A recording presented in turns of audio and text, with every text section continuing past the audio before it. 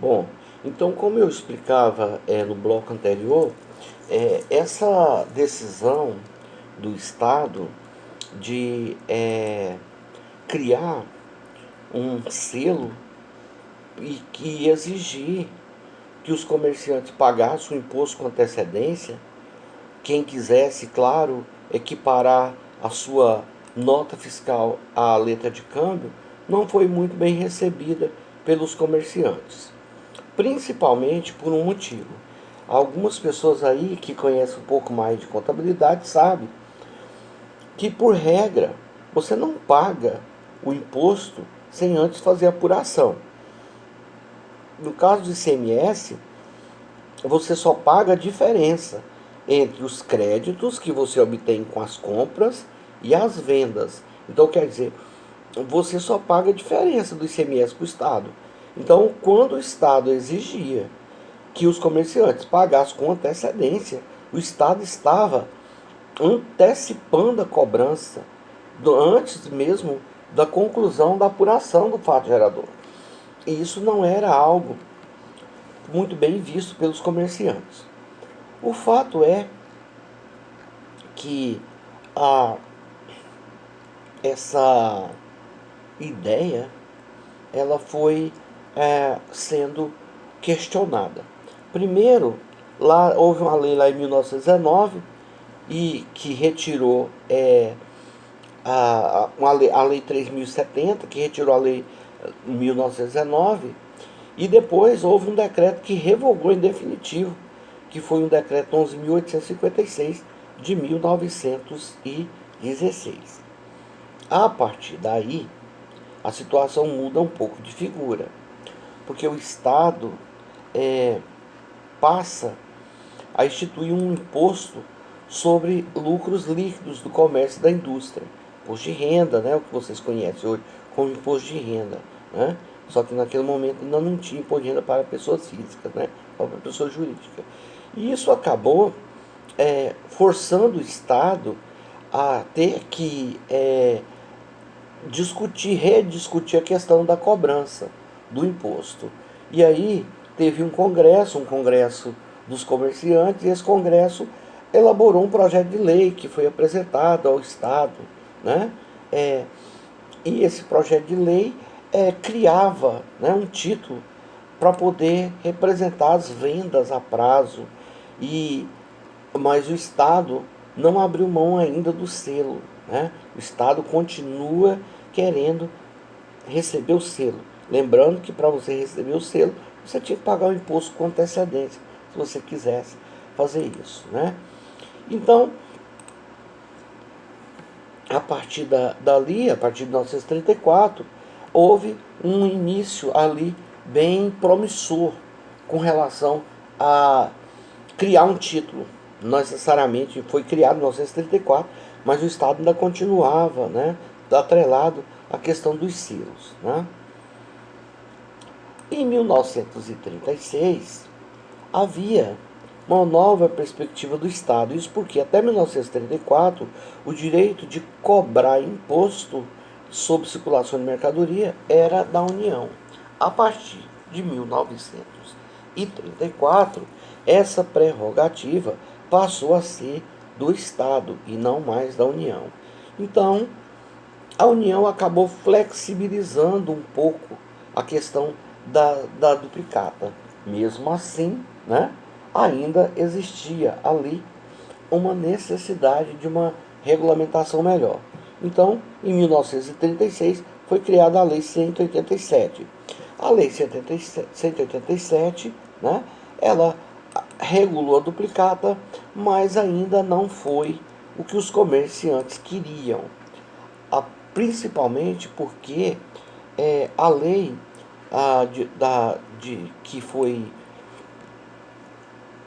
editada ali em 1934, a de 1936, ela apenas regulava a duplicata superficialmente.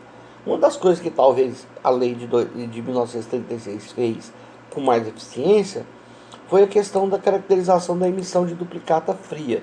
Eu vou falar sobre isso lá adiante, eu não quero falar hoje, mas a emissão de duplicata fria era algo muito comum e ainda é nos dias atuais, mas é crime, né? Previsto na lei regulamentadora. O Estado só vai realmente abrir mão do selo em 1968. Aí, em 1968, nós vamos ter duas leis para organizar as duplicatas. A Lei 5.474 e o Decreto-Lei 436. A Lei 5.474 é de 1968, enquanto que o Decreto-Lei 436 é de 1969. A partir daí, né, a duplicata, então, se desvencilhou do selo, mas a duplicata, então, passou a ter, né, uma definição mais clássica. E eu vou falar sobre isso. A importância da comprovação da venda e da comprovação da entrega. Então, uma coisa que nós precisamos observar que a lei de 1968 fez foi regulamentar a questão de que de uma nota fiscal você pode tirar várias duplicatas. De uma duplicata você pode tirar várias parcelas, mas você não pode inserir na mesma duplicata duas notas. Mas e se o Carlos for até lá e me comprar três notas durante o dia? Ele faz 3 compras. Então eu tenho que obrigatoriamente expedir 3 duplicatas diferentes para ele. Ou juntar as 3 notas fiscais numa nota chamada fatura e tirar uma única duplicata da fatura. Mas eu não posso pegar as 3 notas fiscais, por exemplo, e englobar dentro da mesma duplicata. Não posso pegar as 3 notas fiscais e englobar dentro da mesma duplicata. Mas se o Carlos faz uma compra grande no dia, e ele compra lá 30 mil, e ele diz: olha, eu preciso de 3 duplicatas, 30, 60 e 90. A lei me permite tirar 3 duplicatas da mesma nota. Recapitulando, dentro da mesma duplicata não pode haver mais do que uma nota. Mas da mesma nota eu posso tirar várias duplicatas. Assim como da mesma duplicata eu posso tirar vários pagamentos. Você quer uma duplicata que tira vários pagamentos dela? Até 60? Carro. Quando você compra o carro na concessionária, você não está comprando o carro diretamente na concessionária. Você está comprando ele da fábrica. E você vai pagar os boletos, mas você vai assinar uma duplicata no valor integral do carro. E eles vão tirar vários boletos da mesma nota. Então, uma duplicata pode se dividir em 6, 7, 10, 20, 60 parcelas. Não tem problema, né? O que a lei não permite é que você insira dentro da mesma duplicata 2 notas fiscais. O Estado, a lei de 68, ainda criava algumas dificuldades, como, por exemplo, você precisava transcrever o canhoto da nota fiscal dentro da duplicata. O que é um canhoto de uma nota fiscal?